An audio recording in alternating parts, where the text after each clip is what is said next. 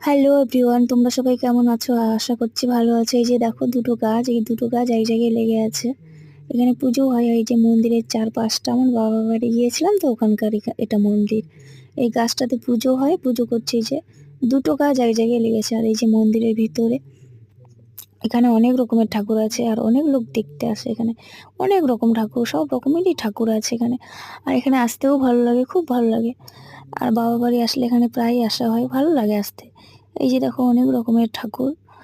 এখানে কেউ পুজো দিবে দাঁড়িয়ে আছে, কেউ পুজো দেওয়া কারোর হয়ে গেছে। আর আমারও পুজো দেওয়া হয়ে গেছে। টিপ পড়েছি। তারপরের এই যে এটা তার আগের ভিডিও।